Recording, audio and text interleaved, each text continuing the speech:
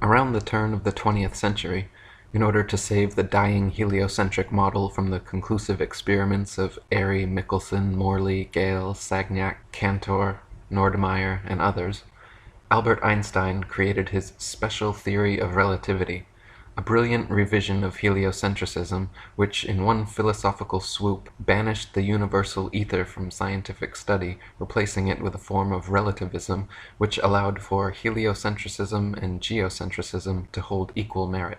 If there is no absolute etheric medium within which all things exist, then hypothetically one can postulate complete relativism with regard to the movement of two objects, such as the Earth and Sun. At the time, the Michelson-Morley and Michelson-Gale experiments had already long measured and proven the existence of the ether, but the Church of heliocentrism was not to be deterred. Einstein never tried to refute the experiments scientifically, choosing instead to object philosophically with his notion of absolute relativity, claiming that all uniform motion is relative, and there exists no absolute state of rest anywhere in the universe. Nowadays, just like the theory of heliocentrism, Einstein's theory of relativity is accepted worldwide as gospel truth, even though he himself admitted geocentrism is equally justifiable. Albert Einstein said, "The struggle so violent in the early days of science between the views of Ptolemy and Copernicus would be quite meaningless. Either coordinate system could be used with equal justification.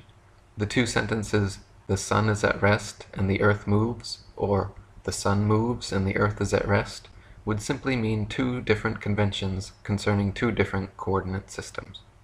George Ellis said, "People need to be aware that there is a range of models that could explain the observations. For instance, I can construct you a spherically symmetrical universe with Earth at its center, and you cannot disprove it based on observations. You can only exclude it on philosophical grounds. In my view, there is absolutely nothing wrong in that. What I want to bring into the open is the fact that we are using philosophical criteria in choosing our models. A lot of cosmology tries to hide that." Einstein's necessary modification to the heliocentric theory ultimately resulted in transforming it into the acentric theory of the universe, because the sun was no longer the center of anything, and all motion was only relative. Acentrists soon began postulating that not only is the Earth spinning 1,000 miles per hour and revolving 67,000 miles per hour around the sun, but the Earth, Sun, and entire solar system as a whole are simultaneously rotating around the Milky Way galaxy at 500,000 miles per hour. Furthermore, the entire galaxy with the Earth, Sun, and entire solar system are also simultaneously shooting 670 million miles per hour through the universe away from a Big Bang explosion at the beginning of time. E. Eschini said, "The theory of the three, now four, motions of the Earth and subsequent relativity is the result of trying to cover up one lie by another. They say that as we whirl in London at the rate of nearly 11 miles a minute, we are shooting into space around the sun at nearly 20 miles a second, and the sun itself moves around a point in space at the immense speed of 150 million miles in a year, pulling our poor Earth with him at the added speed, the distance that separates us from the sun, and in this maddening whirlwind of motions they try to apply Euclid's spherical trigonometry to locate distances, which data was intended by Euclid to determine fixed points only, with the result that they have brought out wild calculations which have been fostered dogmatically on a gullible world, but are about as infallible as the utterances of Borgia." When Einstein first introduced his theory of relativity to the world, he often used the analogy of a wagon rolling along the street as an illustration. "What we mean by relative motion," he stated in a Princeton University lecture, "in a general sense, is perfectly plain to everyone. If we think of a wagon moving along a street, we know that it is possible to speak of the wagon at rest and the street in motion, just as well as it is to speak of the wagon in motion and the street at rest. That, however, is a very special part of the ideas involved in the principle of relativity."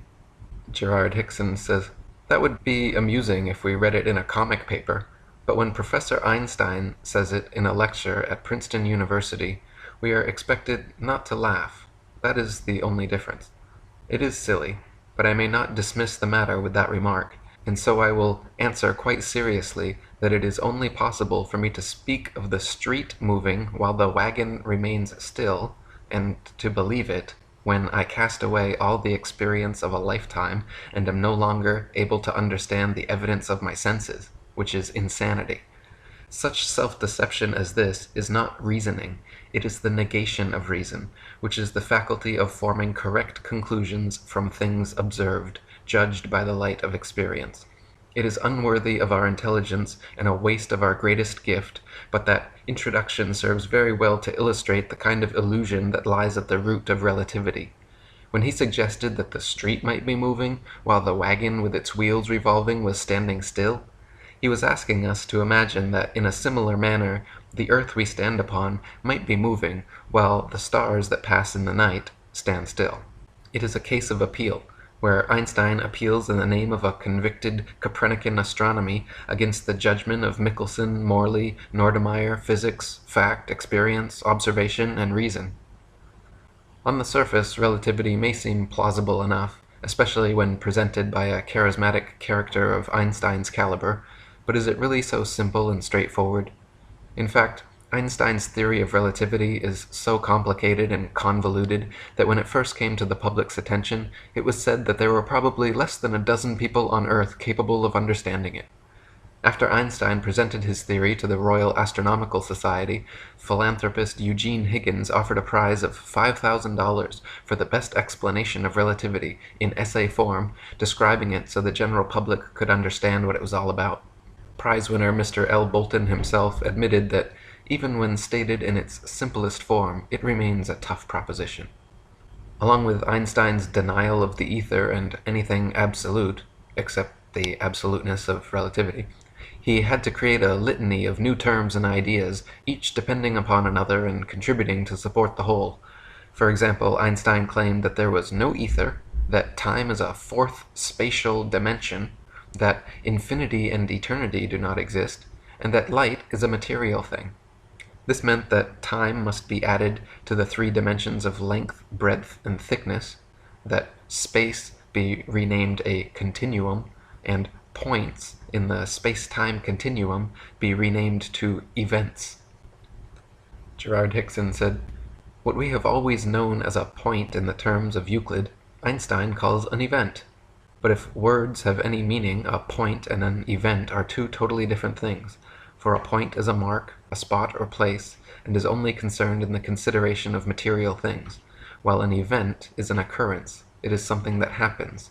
There is as much difference between them as there is between the sentence, 'This is a barrel of apples,' and 'These apples came from New Zealand.'" While claiming time as a fourth dimension, Einstein explains that by dimension we must understand merely one of four independent quantities which locate an event in space.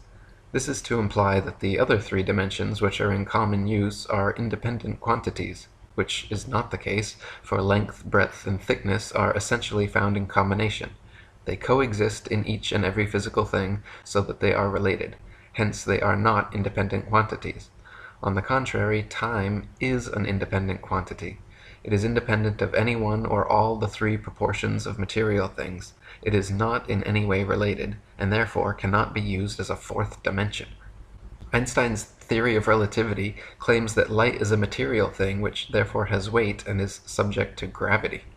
This idea meant starlight could now bend under its own weight and curve its path based on the distance and mass of objects along with its trajectory, which allowed heliocentrists like Einstein to claim stars are in reality not where they appear to be, and that with his new geometry the stars must be moved to much farther away than previously assumed.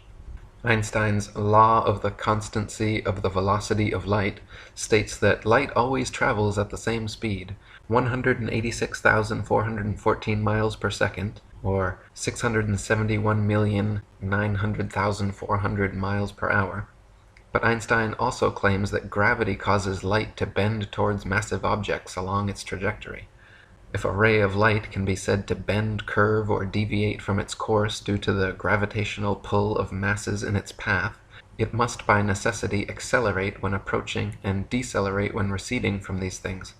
However, if light can bend under its own weight, or under the law of gravitation as Einstein claims it does, then it is not, and cannot be, absolute. Gerard Hickson says, strangely enough, while Einstein claims that everything is in motion and nothing is stable, he allows one thing, and one thing only, to remain outside the realm of relativity, independent of everything else. He claims that the velocity of light is constant under all circumstances, and therefore is absolute.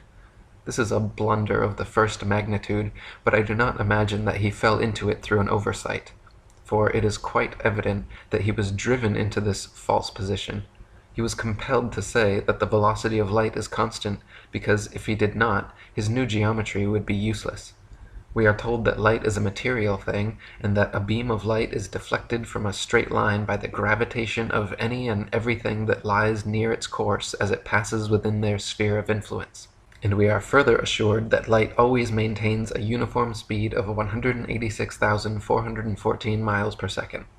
We have, however, to remind Professor Einstein that this was determined as the result of experiments by the physicists Fizeau, Foucault, Cornu, Michelson, and Newcomb, all of which experiments were conducted within the Earth's atmosphere, on terra firma. In all these experiments, a ray of light was reflected between two mirrors several miles apart, so that it had to pass to and fro, always through the atmosphere, and it is not to be supposed that light or anything else can travel at the same speed through the air as it would through the vacuum Einstein supposes space to be. Let us reverse this in order to realize it better. It is not to be supposed that any material thing travels at no greater speed through a vacuum than it does through air, which has a certain amount of density or opacity. If anything does not distinguish the difference between air and a vacuum, then it is not a material thing. It cannot be matter. On the other hand, anything that is matter must, of necessity, make such a distinction, and in that case, its velocity cannot be constant. Conventional wisdom before Einstein's theory was that light was not a material thing, that it discharged in a straight line in every direction from the source, that it could not be influenced by gravity, could not bend, curve, or be deflected from its course by anything. As Lord Kelvin said, light diverges from a luminous center outwards in all directions. Its velocity may be affected according to the density of the medium through which it passes, but this fact simply proves Einstein's law of the constancy of the velocity of light is incorrect. Gerard Hickson said, the length of the course used by Newcomb in the final determination of the velocity of light was 7.44242 kilometers. If the ray of light had deviated by a hair's breadth from an absolutely straight line, it never could have passed through the interstices between the very fine teeth of his revolving wheel, or returned precisely to the appointed spot on his sending and receiving mirrors, which were 3.72121 kilometers apart. The fact that the ray of light did pass from mirror to mirror, and through the wheel, proves that it maintained a straight line, hence it is certain that it was not deflected from its course by the gravitation of the earth between the two mirrors, wherefore it is obvious that it was not affected by gravitation. So we find that the very experiments by which the accepted 186,414 miles per second as the velocity of light was measured, experiments which were carried out with the utmost painstaking and minute attention to detail, prove that a ray of light is not influenced by the gravitation of the earth in the slightest degree. Therefore, if those experiments were good enough to warrant all the world in accepting the velocity of light, they may be equally well adduced as proof that a ray of light does not bend by its own weight, and that light is not affected by gravitation. Relativity is clever, but it belongs to the same category as Newton's law of gravitation and the Kant-Herschel-Laplace nebular hypothesis, in as far as it is a superfine effort of the imagination seeking to maintain an impossible theory of the universe in defiance of every fact against it. And Robert Sugenis said, as for Einstein, if you want to believe that lengths shrink when an object moves, time changes in the process, and its mass increases, just so you can explain the anomalies of Michelson's experiment, that's your privilege. But I'd just as soon answer it by saying that mass, time, and length stay the same, and the Earth isn't moving, and I'm just as scientific as you for saying so.